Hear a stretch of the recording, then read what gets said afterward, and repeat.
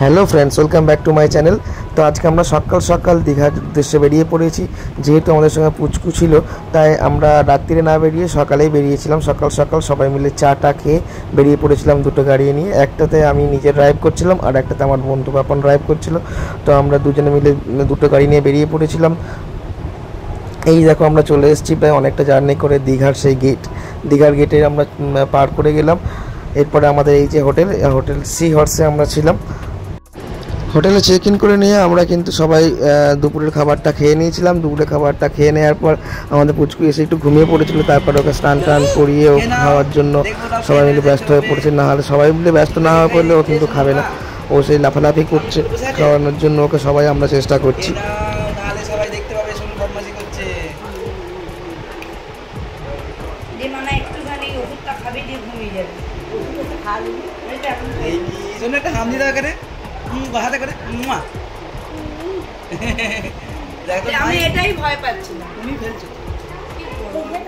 এরপর খাওয়া দাওয়া করে আমরা রেস্ট নিয়ে একটুখানি বিকেলের দিকে একটু ঘুরতে বেরিয়েছিলাম। তারপরে একটু সন্ধে করে আমরা ঢেউসাগরের দিকে এসেছি।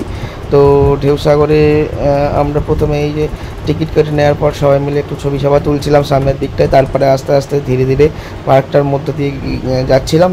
উপরে উঠে আমরা সবাই সমুদ্রের ধারে সমুদ্র দেখছিলাম। যদিও এখানে কোনো ভিডিও নেওয়া হয়নি, তাই স্টিল কিছু ছবি আমরা তোমাদের দেখাচ্ছি। আর এইখান থেকে মানে প্রচুর হাওয়া দিচ্ছিলো, তো এইখানে বাচ্চাটাকে নিয়ে রাখা যাচ্ছিল না, তাই ওকে বাড়িতে পাঠিয়ে দিয়ে আমরা একটু সমুদ্রের ধারে বসে সমুদ্রের ঢেউ উপভোগ করছিলাম, দেখছিলাম, হাওয়াটা উপভোগ করছিলাম। বেশ ভালো লাগছিলো। বেশ একটা সুন্দর মনোরম পরিবেশ, খুব সুন্দর।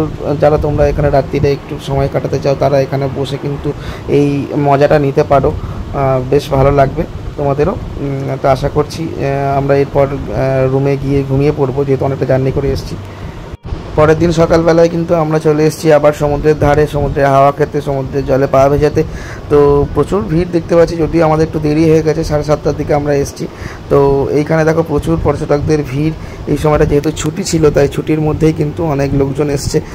আর জলটাও কিন্তু একটু কাছাকাছিই আছে, সমুদ্রের জল, ঢেউয়ের পা ডোবাচ্ছি, বেশ ভালো লাগছে।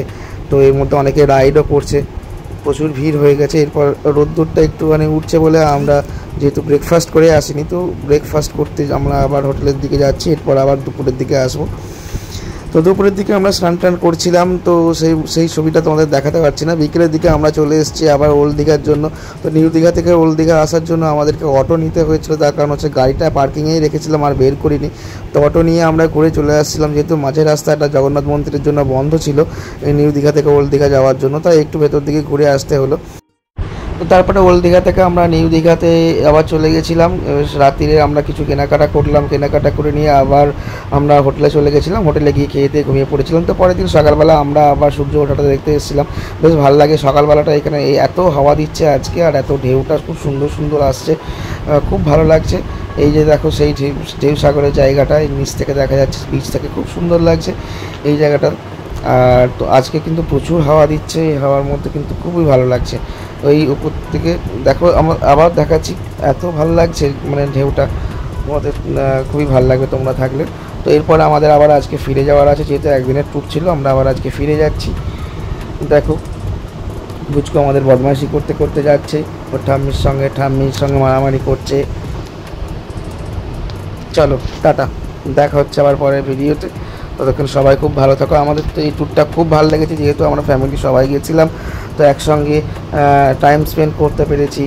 বাচ্চাটার আজকে শরীর খারাপের পর এই প্রথম ও বেরোতে পেরেছে, সেটার জন্য খুব ভালো লাগছে।